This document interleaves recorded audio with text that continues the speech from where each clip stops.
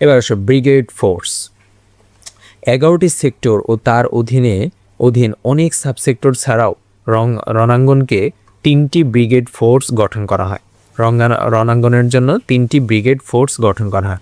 11টা যে সেক্টর, এই 11টা সেক্টরের অধীনে আরও সাবসেক্টর ছিল, ঠিক আছে, ছোটো ছোটো সেক্টর ছিল। এই যে 11টা সেক্টর, এই 11টা সেক্টর বাদ দিয়েও এই রণাঙ্গনকে আরও 3টা ব্রিগেড ফোর্স গঠন করা হয় এই রণাঙ্গনের। হ্যাঁ, এখন কথা হচ্ছে রণাঙ্গন কি? রণাঙ্গন মানে হচ্ছে যুদ্ধক্ষেত্রের কথা বলা হইতেছে, ঠিক আছে। রণাঙ্গন মানে যুদ্ধক্ষেত্রের কথা বলা হইতেছে। তো এই যুদ্ধক্ষেত্রে আরও 3টা ব্রিগেড ফোর্স গঠন করা হয়। এখন কথা হয়েছে 3টা ব্রিগেড ফোর্স গঠন করছে, ফোর্সগুলোর নাম আছে আবার, ঠিক আছে। ফোর্সগুলোর আবার নাম আছে। দেখো, একটা হচ্ছে জেড ফোর্স, আরেকটা হচ্ছে এস ফোর্স, আরেকটা হচ্ছে কে ফোর্স, ঠিক আছে। 3টা ফোর্স। জেড ফোর্স কেন নাম হয়েছে জানো? জেড ফোর্স নাম হয়েছে কারণ এই জেড ফোর্সের তোমার হচ্ছে দায়িত্ব ছিল হচ্ছে জিয়াউর রহমান। জিয়াউর বানান ভুল করছি, জিয়াউর রহমান ছিল হচ্ছে এই জেড ফোর্সের দায়িত্বে, ঠিক আছে। এরপরে আছে হচ্ছে এস ফোর্সের দায়িত্বে ছিল হচ্ছে শফিউল্লাহ, ঠিক আছে, শাফিউল্লাহ। নাম একটু বানান ভুল হইতে পারে হয়তো বা। আর কে ফোর্সের দায়িত্বে ছিল হচ্ছে খালিদ মোশাররফ, ঠিক আছে, খালিদ মোশাররফ। এই কারণে যে প্রথম অক্ষর যে জেড, এই কারণে ওই ফোর্সের নাম হয়েছিল হচ্ছে জেড ফোর্স। প্রথম অক্ষর যে এস, এই কারণে নাম হয়েছিল হচ্ছে এস ফোর্স। প্রথম অক্ষর কে, এর জন্য নাম হয়েছিল হচ্ছে কে ফোর্স, ঠিক আছে। এমন করতেছে কেন?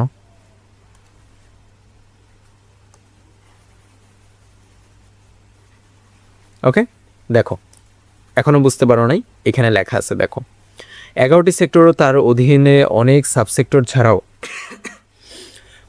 রণাঙ্গনের জন্য 3টি ব্রিগেড ফোর্স গঠন করা হয়। ফোর্সের নামকরণ করা হয় ব্রিগেডগুলোর অধিনায়কদের নামের প্রথম অক্ষর দিয়ে। মেজর জিয়াউর রহমান ছিলেন Z force, major K M Shafiullah ছিলেন S force, major Khalid Musharraf K ফোর্সের অধিনায়ক ছিল, ঠিক আছে। এতটুকু বোঝা গেছে? এবার আসো নিয়মিত ও অনিয়মিত বাহিনী। এখন তুমি আমাকে বলো, মুক্তিযুদ্ধে কি?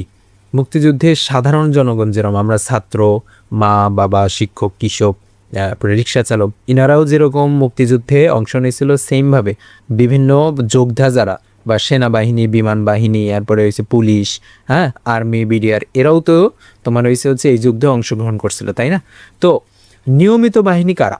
নিয়মিত বাহিনীর ভিতরে ছিল হচ্ছে যারা এরকম আসল সৈনিক, তারা ছিল হচ্ছে নিয়মিত বাহিনীর আন্ডারে, ঠিক আছে।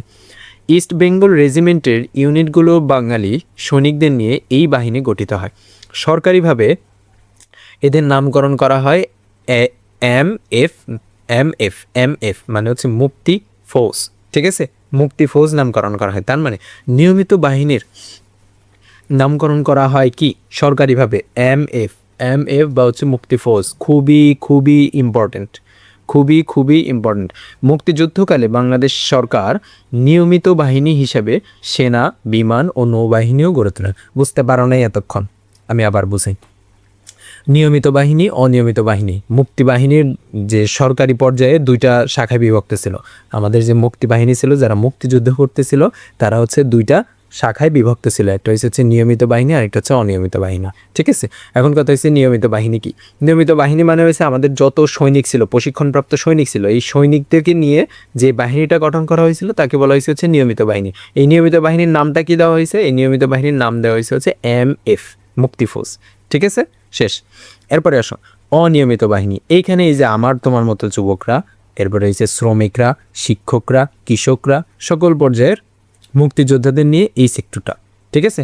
আচ্ছা, ছাত্র, যুবক, শ্রমিক, কৃষক ও সকল পর্যায়ের মুক্তিযোদ্ধাদের নিয়ে বিভিন্ন সেক্টরের অধীনে অনিয়মিত বাহিনী গঠিত হয়। এই বাহিনীর সরকারি নামকরণ ছিল গণবাহিনী বা এফএফ। এখন ম্যাক্সিমামে বলে হচ্ছে ফ্রি ফায়ারকে বলে FF, free fire, FIR। F তো হয়েছে ফ্রি ফায়ার, এরকম সবাই এরকম ফ্রি ফায়ারকে সংক্ষেপে এফএফ বলে। কিন্তু আমাদের অনিয়মিত বাহিনীর নাম কি ছিল? এফএফ ছিল। কি কারণে ওইটা হয়েছিল জানো? কারণ ফ্রিডম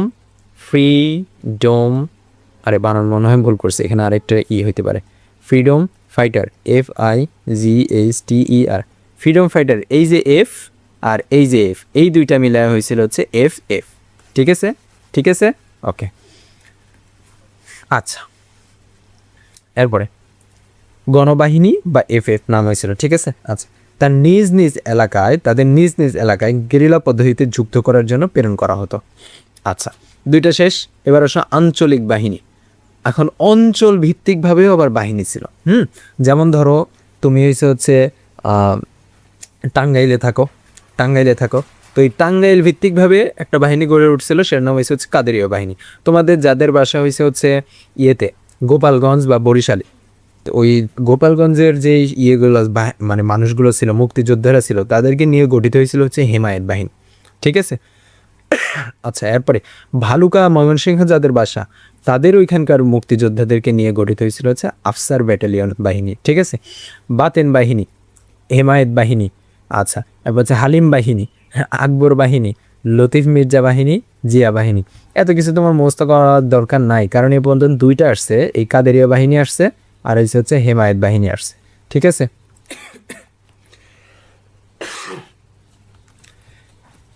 এই দুইটা মুখস্থ করে নেওয়া লাগবে, এই দুইটা বাহিনীর নাম। তাহলে কাদেরীয় বাহিনী কোন অঞ্চলে? টাঙ্গাইল অঞ্চলে। কাদেরীয় বাহিনী কোন অঞ্চল? টাঙ্গাইল অঞ্চল। হেমায়েত বাহিনী কোন অঞ্চল? গোপালগঞ্জ ও বরিশাল। হেমায়েত বাহিনী কোন অঞ্চল? গোপালগঞ্জ ও বরিশাল। ঠিক আছে, ওকে।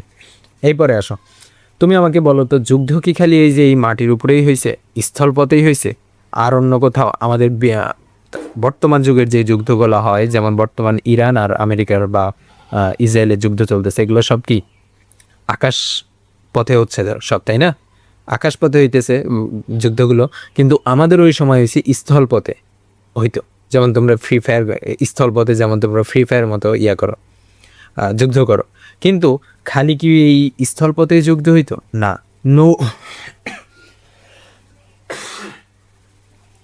নৌপথেও যুদ্ধ হয়েছে। ঠিক আছে, নৌপথেও যুদ্ধ হয়েছে। এই একটা নৌপথের যুদ্ধের নাম হয়েছে হচ্ছে অপারেশন জ্যাকপট। অপারেশন জ্যাকপট নামে পরিচিত 10 নম্বর সেক্টরের অধীনে পরিচালিত হয় বাঙালি নৌ কমান্ডো বাহিনীর প্রথম অভিযান। তাহলে অপারেশন জ্যাকপট নামে পরিচিত 10 নম্বর সেক্টরের অধীনে পরিচালিত হয় বাঙালি নৌ কমান্ডো বাহিনীর প্রথম অভিযান।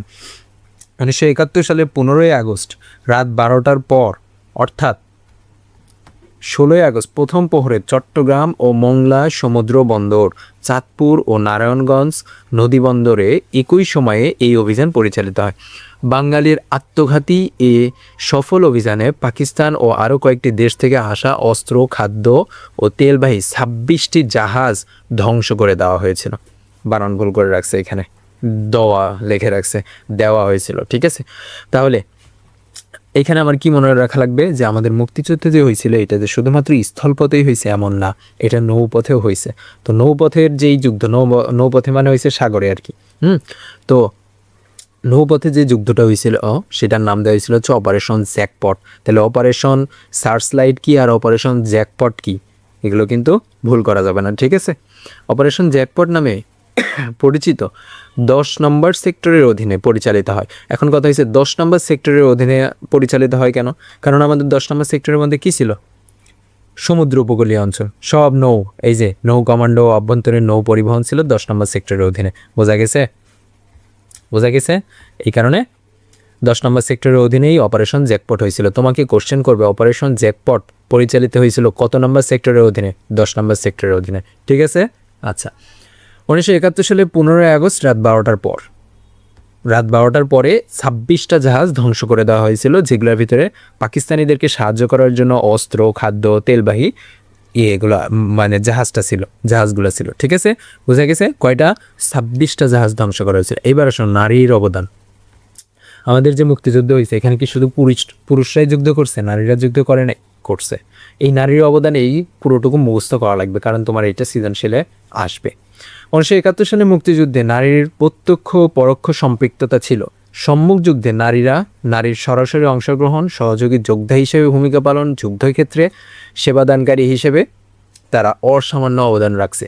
মৃত্যুর মুখে মুখে দাঁড়িয়ে নারী হাসি মুখে সন্তান ভাই স্বামীকে যুদ্ধে পাঠিয়েছেন।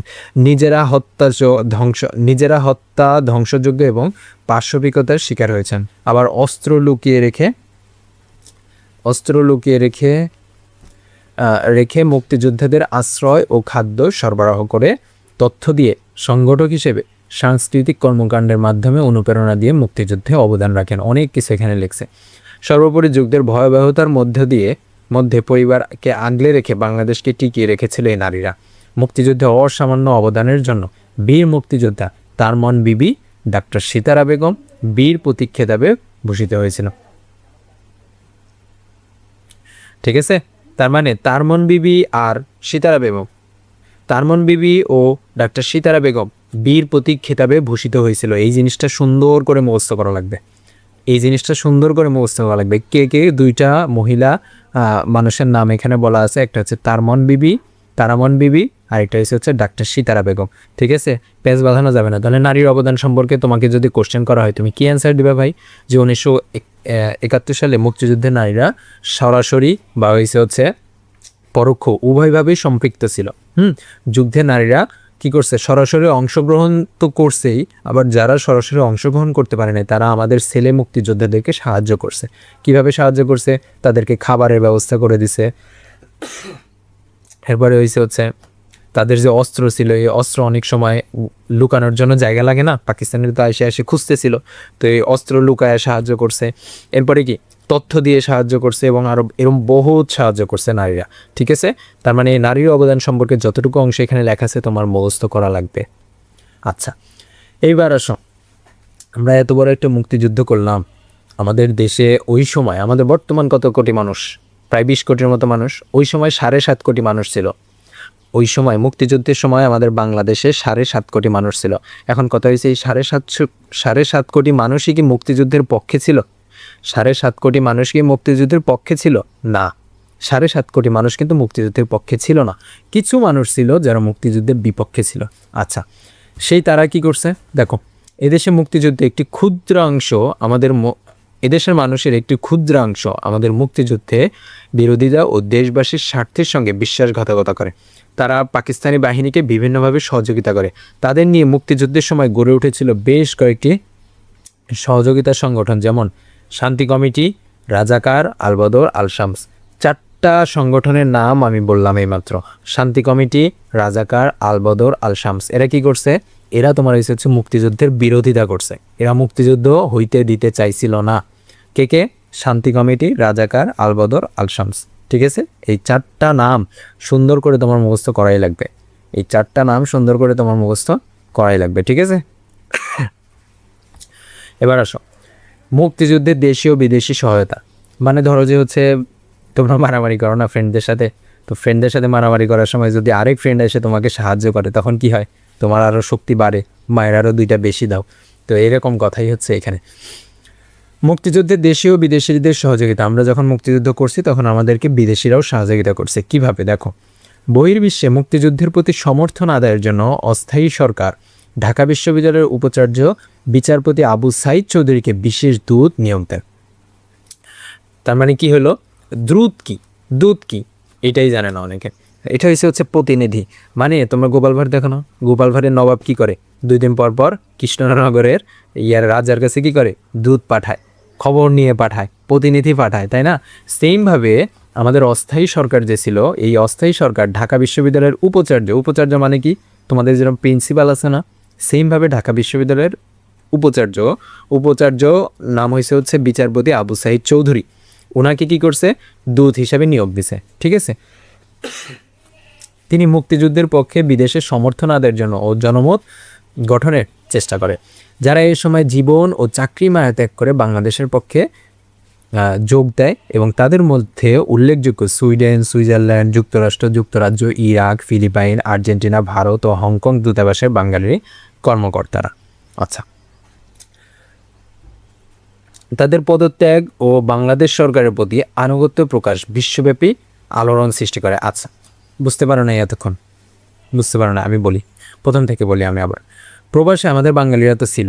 আচ্ছা, এখন তোমার হচ্ছে প্রত্যেকটা দেশেই বিশ্বের, আমরা যেরকম বাংলাদেশ না, আমাদের বাংলাদেশে মোটামুটি সব দেশের একটা করে প্রতিনিধি বা দূত আমাদের দেশে আছে। সেমভাবে পাকিস্তানেও, আমাদের দেশে পাকিস্তান, আমাদের দেশে পাকিস্তান বলছি, পাকিস্তানেও তোমার হচ্ছে সারা বিশ্বের সব দেশের মোটামুটি দূত আছে। ইন্ডিয়াতে সারা বিশ্বের আমাদেরও দূত আছে, ঠিক আছে, মানে কি প্রতিনিধি আছে। তো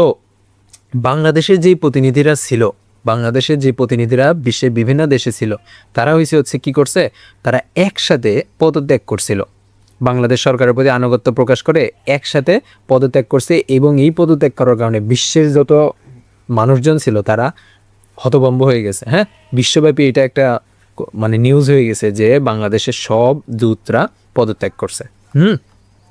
আচ্ছা, এই জিনিসটা এখানে বলছে। এখন কথা হচ্ছে বিচারপতি আবু সাঈদ চৌধুরীকে কি করা হয়েছিল, বিশেষ দূত নিয়োগ দেওয়া হয়েছিল। কাকে? আবু সাঈদ চৌধুরীকে, ঠিক আছে। আচ্ছা, এখন এই আবু সাঈদ চৌধুরী কী করছে, আবু সাঈদ চৌধুরীর প্রচেষ্টায় জাতিসংঘে 47টি দেশের প্রতিনিধি বাংলাদেশের এই সমস্যা নিয়ে আলোচনা করে। জাতিসংঘে 47টি দেশের প্রতিনিধি বাংলাদেশে যে যুদ্ধ চলতেছে এই যুদ্ধ নিয়ে আলোচনা করে, ঠিক আছে। মুক্তিযুদ্ধের প্রথম দিকেই বাংলাদেশ সরকার দিল্লি ও কলকাতায় দুটি মিশন স্থাপন করে। হচ্ছে কলকাতাতেই প্রথম বাংলাদেশি মিশন স্থাপিত হয়। এখন কথা হয়েছে কোথায় প্রথম বাংলাদেশি মিশন স্থাপিত হয়, এই কোশ্চেনটা খুবই গুরুত্বপূর্ণ। কোথায় বাংলাদেশের প্রথম মিশন স্থাপিত হয়? এখন মিশন বলতে কি সেটাই তোমরা জানো না। মিশন হচ্ছে অন্য দেশে বাংলাদেশি প্রতিনিধিদের অফিস। মানে আমরা যেরকম বাংলাদেশ, তো আমাদের এই বাংলাদেশি প্রতিনিধিদের অন্যান্য দেশে অফিস আছে। হ্যাঁ, অফিস আছে। এই অফিসগুলোর কাজ কি? এই অফিসগুলোর কাজ হচ্ছে ওই দেশ থেকে সমর্থন নেওয়া। কিসের সমর্থন?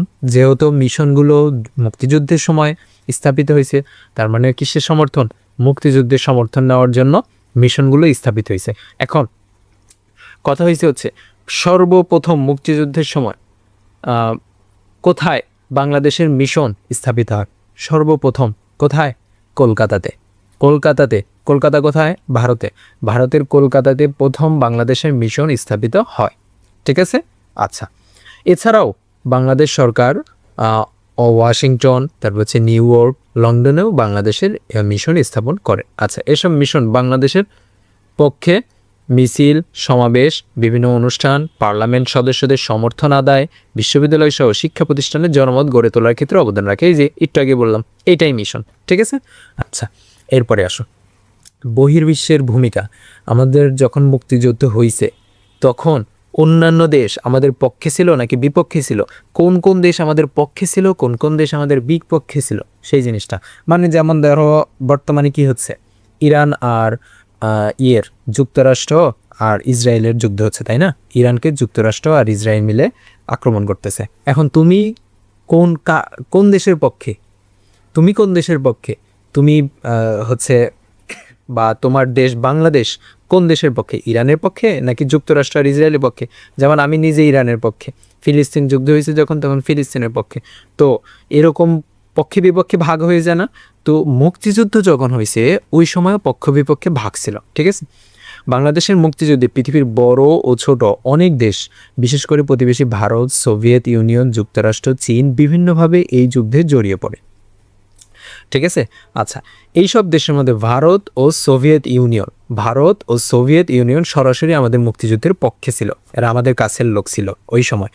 এবং অন্যদিকে যুক্তরাষ্ট্র ও চীন ছিল পাকিস্তানের পক্ষে, মানে আমাদের বিপক্ষে ছিল, ঠিক আছে, আমাদের বিপক্ষে ছিল। এখন কথা হয়েছে যুক্তরাষ্ট্র তো চিনো, আমেরিকার কথা বলতেছে, চীনও চিনো তোমরা, ভারতও চিনো, কিন্তু সোভিয়েত ইউনিয়ন আবার কোন দেশ এটা জানো না। আচ্ছা, সোভিয়েত ইউনিয়ন মানে হচ্ছে রাশিয়ার যে অঞ্চলটা ছিল না, এই রাশিয়া অঞ্চলের দেশ ছিল। বর্তমানে এই সোভিয়েত ইউনিয়ন ভেঙে যে প্রায় 15টা দেশ তৈরি হয়েছে, ঠিক আছে। সোভিয়েত ইউনিয়ন ভেঙে যে 15টা দেশে পরিণত হয়েছে। আচ্ছা, এত কিছু জানা লাগবে না, আমার এখান থেকে জানা লাগবে কে আমার পক্ষে কে ছিল, আমার বিপক্ষে কে। আমাদের মুক্তিযুদ্ধের পক্ষে আন্তর্জাতিক দৃষ্টি আকর্ষণে ভারতের অবদান ছিল গুরুত্বপূর্ণ। আচ্ছা, ভারত সরকার 25শে মার্চ থেকে সংগঠিত পাকিস্তানি বাহিনীর গণহত্যার নিন্দা করে। আচ্ছা, এবার আসো, গণহত্যার হাত থেকে বাঁচতে সীমান্ত পেরিয়ে আসা প্রায় 1 কোটি শরণার্থী ভারতে আশ্রয় নেয়। আচ্ছা, আমাদের বাংলাদেশে বর্তমানে রোহিঙ্গা আছে না? এই রোহিঙ্গারা কারা বলো তো তুমি? আমাদের বাংলাদেশে বর্তমানে যে রোহিঙ্গা আছে, এই রোহিঙ্গারা কারা? এরা হচ্ছে মিয়ানমারের জনগণ, ঠিক আছে? মায়ানমারের জনগণ। তো ওই দেশে তোমার হচ্ছে হচ্ছে যুদ্ধ হচ্ছে, তো এই কারণে ওই দেশ থেকে বাংলাদেশে এসে শরণার্থী হিসাবে আশ্রয় নিছে, ঠিক আছে? তাহলে গণহত্যার হাত থেকে বাঁচতে সীমান্ত পেরিয়ে 1 কোটি শরণার্থী ভারতে আশ্রয় নেয়। তার মানে ওই সময় যখন যুদ্ধ হইতেছিল, তো এই গণহত্যার হাত থেকে বাঁচতে আমাদের বাংলাদেশি 1 কোটি মানুষ ভারতে যা অবস্থান করতেছিল। বোঝা গেছে 1 কোটি শরণার্থী দ্বারা কি বোঝাইতেছে? ওকে। ভারতের মাটিতে এপ্রিলের শেষের দিকে বাঙালি যুবকদের সশস্ত্র ট্রেনিং নেওয়া শুরু হয়, যা নভেম্বর মাস পর্যন্ত চলে। এখন আমাদের যে মুক্তিযুদ্ধ করছে আমাদের যুবকরা, কৃষকরা, ওনাদের কি ট্রেনিংয়ের প্রয়োজন আছে না? প্র্যাকটিসের প্রয়োজন আছে না? অস্ত্র চালানোর প্র্যাকটিসের প্রয়োজন আছে না? তো এই প্র্যাকটিসগুলো আমাদের ইন্ডিয়াতে হইতো। ইন্ডিয়া থেকে বাঙালি যুবকরা যায়া তোমার হচ্ছে প্র্যাকটিস করে আসে এখানে এসে যুদ্ধ করতো। তো এইটা কবে থেকে শুরু হয়েছিল? এটা শুরু হয়েছিল হচ্ছে এপ্রিল থেকে শুরু হয়েছিল এবং যা নভেম্বর পর্যন্ত চলছে, ঠিক আছে? আচ্ছা, পাশাপাশি কলকাতায় প্রবাসী বাংলাদেশ সরকার পরিচালনা ও স্বাধীন বাংলা বেতার কেন্দ্র নামে এ সরকারের বেতার কেন্দ্র স্থাপনে ভারত সহায়তা করে। তার মানে স্বাধীন বাংলা বেতার কেন্দ্র তোমার হচ্ছে কোথায় স্থাপিত ছিল? আবার পড়ো। পাশাপাশি কলকাতায় প্রবাসী বাংলাদেশ সরকার পরিচালনা ও স্বাধীন বাংলা বেতার কেন্দ্র নামে সরকারি বেতার কেন্দ্র স্থাপনে ভারতের সহায়তা ছিল। তার মানে স্বাধীন বাংলা বেতার কেন্দ্র কোথায় স্থাপিত হয়েছিল? ভারতে। আচ্ছা, বাংলাদেশ স্বাধীনতা যুদ্ধে ভারতীয় সেনাবাহিনীর অনেক অফিসার ও জওয়ান নিহত হয়। মানে আমাদের এই স্বাধীনতার যুদ্ধে ভারতীয়দের অনেক অফিসাররা নিহত হয়, এটা ঠিক আছে। আমাদের মুক্তিযুদ্ধে সে দেশের সর্বস্তরের জনগণ স্বতঃস্ফূর্তভাবে সমর্থন ও সব রকমের সহযোগিতা নিয়ে এগিয়ে আসে। সরকারের পাশাপাশি ভারতে খ্যাতিমান শিল্পী রবি শঙ্করের উদ্যোগে নিউ ইয়র্কে কনসার্ট ফর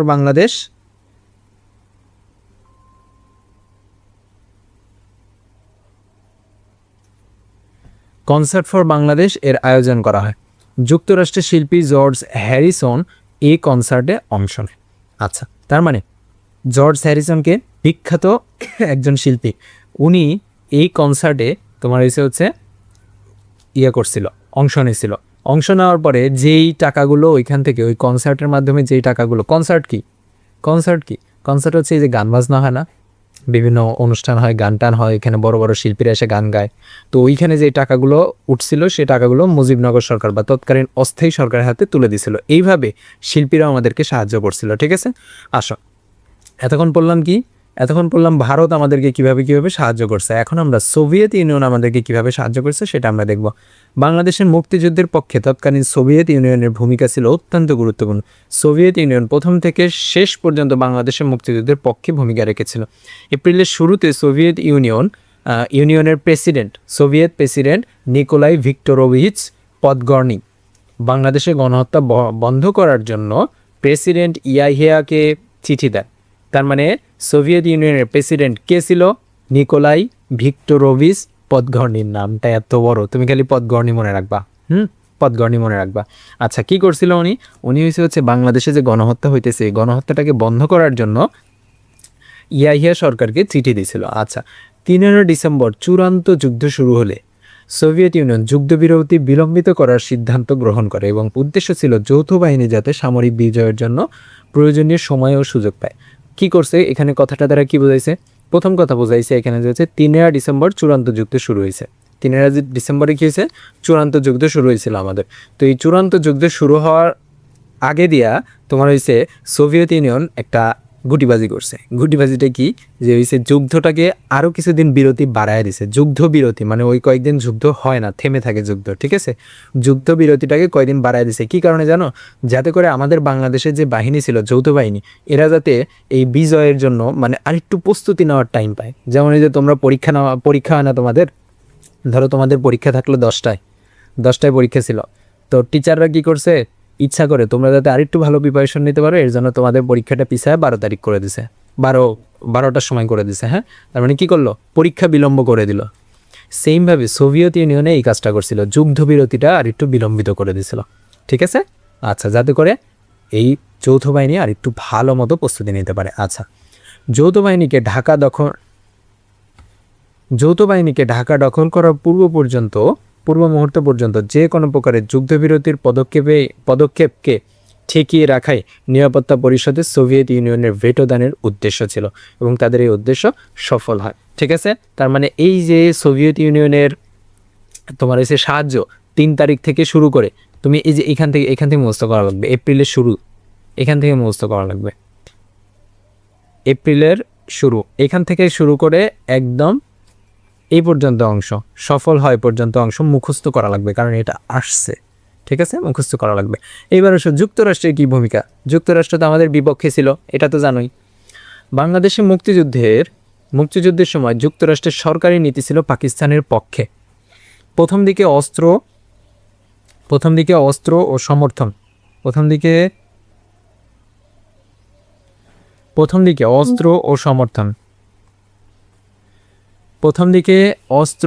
সমর্থন দিয়ে যুক্তরাষ্ট্র সরকার পাকিস্তানকে সহায়তা করে। তবে নিজ দেশে বিরোধী দলের চাপে যুক্তরাষ্ট্র সরকার ভারতে অবস্থানরত বাঙালি শরণার্থীদের জন্য আর্থিক সহায়তা দিয়েছিল। মানে যুক্তরাষ্ট্রের যে সরকার ছিল, সেই সরকার তোমার এসে পাকিস্তানের পক্ষে ছিল। পাকিস্তানকে কি আমাদেরকে মারার জন্য অস্ত্র দিছিল এবং তাদের সমর্থন দিছিল, কিন্তু তাদের দেশের যে জনগণ ছিল এবং বিরোধী দল ছিল, তাদের চাপের কারণে তারা করছে কি, ভারতে অবস্থানরত শরণার্থী, আমাদের যে 1 কোটি রোহিঙ্গা ছিল ভারতে, তাদেরকে আর্থিক সহায়তা মানে খাদ্য দিছিল আবার, ঠিক আছে।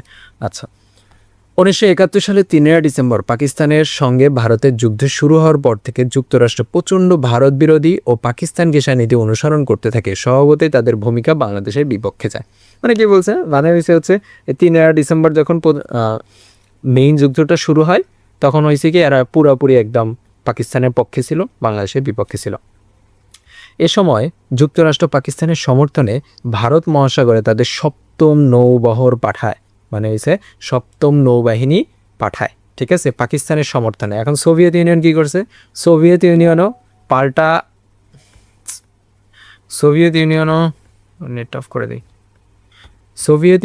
পাল্টা নৌবহর পাঠাইছে। তবে আন্তর্জাতিক প্রতিক্রিয়া লক্ষ্য করে শেষ পর্যন্ত তারা সে নৌবহরকে আর কাজে লাগায়নি। তার মানে কি হয়েছে, আমাদেরকে ধ্বংস করার জন্য যুক্তরাষ্ট্র পাকিস্তানে তোমার হয়েছে 7ম নৌবহর পাঠাইছে। তখন সোভিয়েত ইউনিয়ন তো আবার আমাদের পক্ষের লোক, আমাদের ভাই, তো ওরা কি করছে, ওরাও আবার নৌবহর পাঠাইছে, যাতে করে যুক্তরাষ্ট্র যাতে করে আমাদেরকে তাদের নৌবহর দিয়ে কোনো আক্রমণ না করতে পারে। কিন্তু শেষ পর্যন্ত এই নৌবহরকে আর কাজে লাগানো হয় নাই। পাকিস্তানের পরাজয়ের মুখে যুদ্ধবিরতি ঘটিয়ে আমাদের মুক্তিযুদ্ধকে বাধাগ্রস্ত করতেও জাতিসংঘের কূটনৈতিক প্রচেষ্টা চালায় যুক্তরাষ্ট্র। ওকে, আচ্ছা। তবে যুক্তরাষ্ট্র আইনসভা, কংগ্রেসের অনেক সদস্য, বিভিন্ন সংবাদপত্র, সাহিত্যিক, বুদ্ধিজীবী, রাজনীতিবিদ সহ যুক্তরাষ্ট্রের প্রায় সর্বস্তরের জনগণ বাংলাদেশের মুক্তিযুদ্ধের পক্ষে ভূমিকা পালন করে, ঠিক আছে।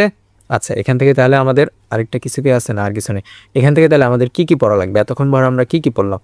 প্রথম কথা হচ্ছে বহির্বিশ্বের ভূমিকা, বহির্বিশ্বে কোন দেশ আমাদের সাথে কি করছে সেটা। প্রথমে ভারতেরটা বললাম, ভারত আমাদের পক্ষে ছিল। তারপরে 1 কোটি শরণার্থীকে তারা জায়গা দিছে, এবং আমাদের দেশের বাঙালি যুবকরা তাদের দেশে যে অস্ত্রের ট্রেনিং দিয়ে আসছে, এবং এপ্রিল থেকে শুরু করে নভেম্বর মাস পর্যন্ত সেই ট্রেনিং চলছে। এরপর স্বাধীন বাংলা বেতার কেন্দ্র নামে একটা বেতার কেন্দ্র ওইখানে স্থাপন হয়েছে বাংলাদেশের। এরপরে কি, এই তো এবার আসে সোভিয়েত ইউনিয়ন কি করছে, সোভিয়েত ইউনিয়নের যে প্রেসিডেন্ট ছিল পদগর্নি ইয়াহিয়া খানকে চিঠি পাঠাইছিল যাতে করে গণহত্যা বন্ধ হয়। তারপরে কি করছিল, যুদ্ধ বিরতি বিলম্বিত করে হচ্ছে আমাদের যৌথ বাহিনীকে আরেকটু প্রস্তুতি নেওয়ার সুযোগ করে দিছিল। এটা ছিল তাদের কি একটা কৌশল ছিল। এবার আসলে যুক্তরাষ্ট্র অস্ত্র সমর্থন দিছিল কাদেরকে, পাকিস্তানিদেরকে, এবং এর মাধ্যমে তারা কি প্রচণ্ড লেভেলের পাকিস্তান ঘেঁষা নীতি অনুসরণ করে, এবং তারা তাদের 7ম নৌবহর পাঠাইছিল আমাদেরকে মারার জন্য। কিন্তু সোভিয়েত ইউনিয়ন তো আবার তাদের পাল্টা আরেকটা নৌবহর পাঠাইছে যাতে করে যুক্তরাষ্ট্র আমাদেরকে কিছু না করতে পারে, ঠিক আছে। আচ্ছা, এই ছিল এতক্ষণ পর্যন্ত পড়া। দেখো, তোমরা এই যে এত কষ্ট করে ক্লাসগুলো করতেছ, এগুলো করার মূল উদ্দেশ্য কি? মূল উদ্দেশ্য হচ্ছে আমাদের পরীক্ষায় ভালো করা, ঠিক আছে? পরীক্ষায় ভালো করা। আমাদের মেইন পরীক্ষার টার্গেট কি? আমাদের মেইন পরীক্ষার টার্গেট হচ্ছে জেএসসি, তাই না? জেএসসি পরীক্ষাটা হচ্ছে আমাদের মেইন টার্গেট। জেএসসিতে এ প্লাস পাওয়া, এ প্লাস শুধু না, গোল্ডেন এ প্লাস পাওয়া, ঠিক আছে? গোল্ডেন এ প্লাস পাওয়া এবং হচ্ছে বোর্ডের ভিতরে ফার্স্ট হওয়া আমাদের টার্গেট। এখন এই এ প্লাস বা গোল্ডেন এ প্লাস বা বৃত্তি পাইতে হলে তুমি যদি অগোছালোভাবে পড়ো তাহলে কি হবে? না, প্রত্যেকটা সাবজেক্ট গোছানো হইতে পড়া লাগবে। প্রত্যেকটা সাবজেক্ট চ্যাপ্টার মানে বই তো পড়াই লাগবে, বই মাস্ট পড়া লাগবে। বইয়ের প্রথম পৃষ্ঠা থেকে শুরু করে একদম শেষ পৃষ্ঠা পর্যন্ত তোমার প্রত্যেকটা পৃষ্ঠা তোমার মাথায় থাকা লাগবে। এখন তুমি যদি বলো ভাইয়া তাহলে কি লাইন বাই লাইন মুখস্থ করবো? না, আমি যেভাবে পড়াইতেছি লাইন থেকে জাস্ট ইম্পর্টেন্ট ইনফরমেশনগুলা, ইম্পর্টেন্ট বিষয়গুলা বা বিগত বছর আসছে এই বিষয়গুলা তোমার হচ্ছে গোছায় নিয়ে আসা লাগবে। হ্যাঁ, অগোছালোভাবে পড়লে কখনোই তোমার বৃত্তি পরীক্ষার প্রিপারেশন ভালো মতো হবে না। তোমার বৃত্তি পরীক্ষা বলো আর হচ্ছে অর্ধবার্ষিক পরীক্ষা বলো আর বার্ষিক পরীক্ষা বলো, এগুলোর জন্য একদম গোছানো ওয়েতে, ঠিক আছে, সাইন্টিফিক্যালি তোমার হচ্ছে আগানো লাগবে। হ্যাঁ, প্রত্যেকটা চ্যাপ্টার প্রথম থেকে শুরু করে একদম লাইন বাই লাইন দাগায় ফেলা লাগবে।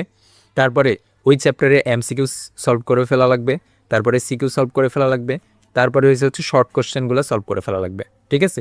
এবং বারবার রিভাইজ দেওয়া লাগবে। রিভাইজ না দিলে কোনো লাভ হবে না, বারবার রিভাইজ দেওয়া লাগবে। ম্যাক্সিমাম স্টুডেন্ট জানেই না যে আসলে বৃত্তি পরীক্ষার জন্য কীভাবে পড়া লাগবে। বৃত্তি পরীক্ষার জন্য সর্বপ্রথম কথা, ওই যে বারবার বলতেছি, সর্বপ্রথম কথা তোমাকে বই পড়াই লাগবে। ম্যাক্সিমাম স্টুডেন্ট করে কি জাস্ট গাইড থেকে সৃজনশীল আর এমসিকিউগুলো মুখস্থ করা শুরু করে। কিন্তু না ভাই, তোমার মেইন হচ্ছে বই, বই। বইকে তুমি গুরুত্ব না দিলে তোমার বৃত্তি পরীক্ষা পাওয়া খুবই টাফ, ঠিক আছে? বইকে সর্বপ্রথম গুরুত্ব দেওয়া লাগবে। আচ্ছা, এখন অনেকের কাছে এই বইটা পড়তে খুবই কঠিন লাগে। এই কারণেই তো আমি ভাইয়া আছি, আমি তোমাদের বইটাকে একদম সহজ করে দেবো, ঠিক আছে? দেখো, আমাদের গত বছরের যে হচ্ছে বিজ্ঞান বিশ্ব পরিচয় ও আইসিটি যে কোর্স ছিল, সেই কোর্সে স্টুডেন্টরা যারা ছিল প্রায় 300 জনের মতো স্টুডেন্ট ছিল, ঠিক আছে? 300+।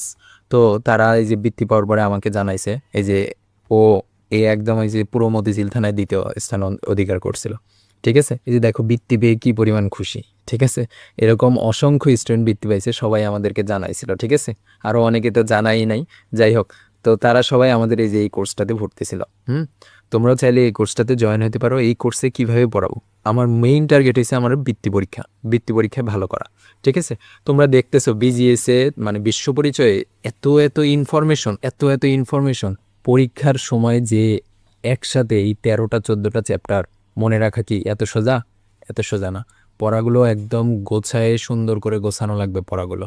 আমি যেভাবে দাগায় দিতেছি এইভাবে বইয়ের প্রত্যেকটা লাইন থেকে ইম্পর্টেন্ট পড়াগুলো দাগায় বাহির করে নিয়ে আসা লাগবে, ঠিক আছে? যাতে পরীক্ষার আগের রাতে জাস্ট একটা রিভাইজ দিলেই একদম কেল্লা ফতে হয়ে যায়, ঠিক আছে? তো আমি এই কোর্সের ভিতরে তোমাদের যে বিজ্ঞান বই আছে, বিশ্ব পরিচয় বই আছে আর আইসিটি আছে, এই 3টা সাবজেক্ট একদম A to Z সকল এমসিকিউ, যত এমসিকিউ আছে, যত সৃজনশীলের জন্য সিকিউ যত আছে, যত শর্ট কোশ্চেন আছে, সব সলভ করে দিব। এবং এই যে বই তো দাগায় দিতেছি, প্রত্যেকটা চ্যাপ্টার এভাবে দাগায় দিব, দাগায় একদম পিডিএফগুলো আমি দিয়ে দিব, ঠিক আছে? পরীক্ষার আগের রাতে জাস্ট এই দাগানো পিডিএফটা সুন্দর করে পড়ে দেওয়া, ঠিক আছে? তাহলে একদম হয়ে যাবে। আর আমার মেইন টার্গেট কি? আমাদের মেইন টার্গেট এই কোর্সে 98+ মার্ক ক্যারি করা প্রত্যেকটা সাবজেক্টে। কত? 98+। এটা কিন্তু সম্ভব, চাইলেই সম্ভব, কিন্তু সেটার জন্য কি করা লাগবে? এই কোর্সে প্রত্যেকটা class A to Z follow করা লাগবে। এই কোর্সের প্রত্যেকটা class A to Z follow করা লাগবে, ঠিক আছে? এছাড়াও তোমাদের অর্ধবার্ষিক আর বার্ষিক যে পরীক্ষা হবে, এই পরীক্ষার আগে দিয়ে আমি সাজেশন দিয়ে দেবো। সাজেশন দিয়ে দেবো, এই 3টা সাবজেক্টের উপর সাজেশন দিয়ে দেবো অর্ধবার্ষিক আর বার্ষিক পরীক্ষার আগে। আর মেইন পরীক্ষার আগে যেই মানে জেএসসি পরীক্ষার আগে যেই সাজেশন লাগবে ওটা তো অবশ্যই দেবো ইনশাল্লাহ, ঠিক আছে? আচ্ছা, যেহেতু আমি line by line word by word একদম দাগায় পড়াইতেছি, তোমাদের কোনো প্যারাই হবে না। হ্যাঁ, জাস্ট খালি কোর্সের ক্লাসগুলো কমপ্লিট করা লাগবে। কোর্সের মূল্য মাত্র 699 টাকা। তো এটা এখন বর্তমানে ডিসকাউন্টে 699 টাকা চলতেছে। তোমরা যারা ভর্তি হইতে চাও অবশ্যই অতি সত্বর ভর্তি হয়ে যাও, ঠিক আছে? অতি সত্বর ভর্তি হয়ে যাও। ভর্তি হওয়ার জন্য কী করা লাগবে? জাস্ট এই নাম্বারে হোয়াটসঅ্যাপে নক দিবা, তাইলেই হবে। এই নাম্বারে হোয়াটসঅ্যাপে নক দিবা, ঠিক আছে? ওকে।